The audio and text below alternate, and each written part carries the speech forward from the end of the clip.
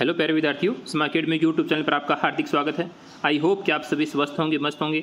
आज हम बात कर रहे हैं वर्कशीट नंबर 35 की। इस वीडियो के अंदर अपन वर्कशीट यानी 3 वर्कशीट को एक साथ कंप्लीट करेंगे, तो वीडियो को एंड तक जरूर देखें। अगर अभी तक आपने चैनल को सब्सक्राइब नहीं किया तो प्लीज़ चैनल को सब्सक्राइब जरूर करें। Competency: read text with comprehension, identifies main idea, detail and draws conclusions. आपको सबसे पहले इसको अच्छे से पढ़ना है, उसके बाद में जो मेन आइडिया है उसको आपको पहचानना है, यानी क्या कह रहा है। आपके पास एक स्टोरी दी गई है, read the story of A bird house and answer the question asked below. यानी आपको इस स्टोरी को पढ़ना है और यानी जो बर्ड हाउस की जो स्टोरी है और उसके फिर आपको नीचे कुछ क्वेश्चन दिए गए, उनके आंसर देने हैं। Once upon a time 3 birds live together on a tree. यानी एक समय की बात है, यानी 3 पक्षी थे, वो आपस में मिलजुल कर एक पेड़ पे रहते थे। देयर नेम्स वर कोको, पियो एंड सोनू, नाम थे उनको। They built A small house with wooden sticks, grass and leaves. यानी उन्होंने अपना जो घर है वो किससे बनाया? वुडन स्टिक से, ग्रास से यानी पत्तियों से, लीव्स पत्तियों से। Coco was a youngest of the 3, यानी उसमें सबसे छोटा था, और सोनू वाज द एल्डेस्ट, और सोनू सबसे बड़ा था। One day Coco went out to buy berries from the jungle market but he forget to take carry bag. यानी वो यानी जब मार्केट में जाता है कुछ खरीदने के लिए, बेरीज खरीदने के लिए, तो वो क्या है, अपना थैला भूल जाता है विद हिम, साथ ले जाना। Piyu and Sonu thought that, Piyu और सोनू सोचते हैं कि they should go after Coco with a carry bag, otherwise he will have to bring the things in polythene bag. अगर वो यानी जो कैरी बैग नहीं लेके गए, उसके बदले कहीं थैली पॉलीथीन न ले आए, तो बोथ न्यू, यानी वो दोनों जानते थे, हाउ हार्मफुल पॉलीथीन, यानी उनके लिए यानी कितने नुकसानदेही है, is for the environment and all animals, यानी इस पर्यावरण के लिए प्रति भी और सारे जानवरों के लिए भी। So they flew with carry bags and met a coco in the market. और वो वहाँ से उड़ते हैं और कैरी बैग लेके कोको के पास चले जाते हैं। All of them bought groceries, clothes and other things for their home and come back. और वहाँ से वो सभी यानी ग्रोसरीज, कपड़े और कुछ वस्तुएं खरीद कर वापस घर आ जाते हैं। तो ये क्या है, एक स्टोरी है। उसके बाद में कुछ अपने को आंसर देने हैं। जैसे फर्स्ट है, व्हेन डिड 3 फ्रेंड्स लिव, यानी वो तीनों कहाँ रहते थे? तो 3 friends live together on a tree, यानी एक पेड़ के ऊपर रहते थे तीनों। नेक्स्ट है, what did the build their house with, यानी ये घर किसका बनाते हैं? तो they build small house with wooden sticks, grass and leaves, यानी लकड़ियों का, घास का और पत्तियों का। नेक्स्ट है, what do we build our houses with, यानी आप अपना घर यानी कैसे बनाते हैं, किस तरीके से बनाते हैं? तो वी बिल्ड आवर हाउसेज, हम अपना घर है वो ब्रिक्स, ईंटों से, सीमेंट से, पत्थर से और लोहे से बनाते हैं।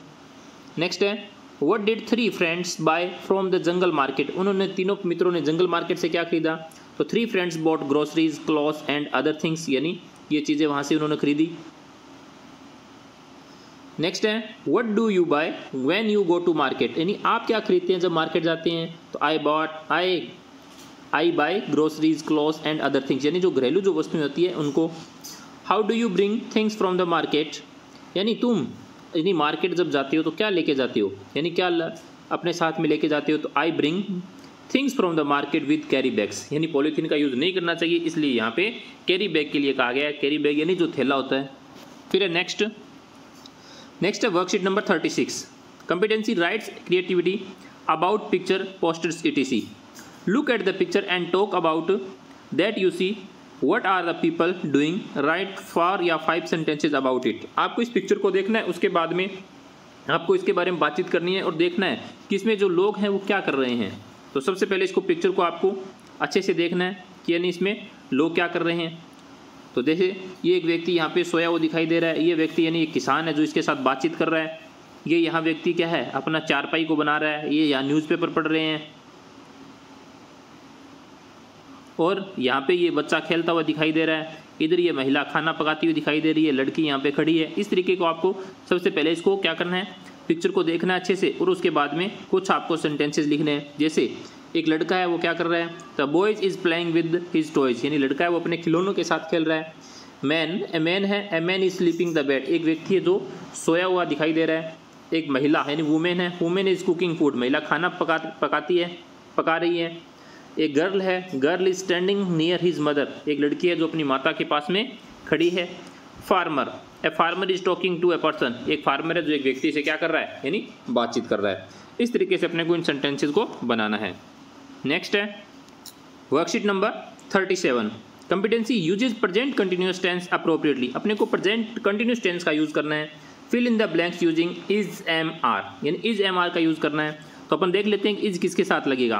तो सब्जेक्ट अपना ही, सी या फिर इट हो, इनके साथ में अपने को इज लगाना है। और आई के साथ क्या लगेगा, एम लगेगा। और बाकी जो जितने भी सब्जेक्ट बच जाते हैं उनके साथ क्या लगेगा, आर लगेगा। जैसे प्रकाश यानी कोई नाम है तो इज लगाना है। प्रकाश इज डूइंग हिज होमवर्क, प्रकाश अपना गृह कार्य कर रहा है। नेक्स्ट है आई, तो आई के साथ हमेशा ही क्या लगेगा, यानी प्रेजेंट कंटिन्यूस में एम लगेगा। तो I am sharpening the pencil. फिर हिज मदर, तो his mother is putting garbage into the dustbin, यानी मेरी माता जी है वो क्या कर रही है, गार्बेज जो डस्टबिन में क्या डाल रही है, कचरा डाल रही है। वी के साथ लगेगा आर, तो we are playing in the ground, हम ग्राउंड में खेल रहे हैं। नेक्स्ट है आई, तो आई के साथ एम लगेगा। I am going to buy some books from the market, मैं कुछ किताबें खरीदने मार्केट जा रहा हूँ। नेक्स्ट है माई ब्रदर्स, अब देखो एक नहीं है, माई ब्रदर्स है तो क्या लग जाएगा, are. Flying kites in the morning, she के साथ इज लगेगा। तो सी इज रीडिंग है न्यूज़पेपर। ए हंटर, हंटर है यानी सिंगुलर है तो is coming to the shoot animal. Next है आई, तो आई के साथ एम लगता है। I am a girl and I want to become a lawyer. तो इस तरीके से आपको क्या करना है, इन सेंटेंसेस को यानी प्रेजेंट कंटिन्यूस टेंस का यूज़ करते हुए बनाना है। आई होप कि आपको अच्छे से समझ में आया होगा। Thank you.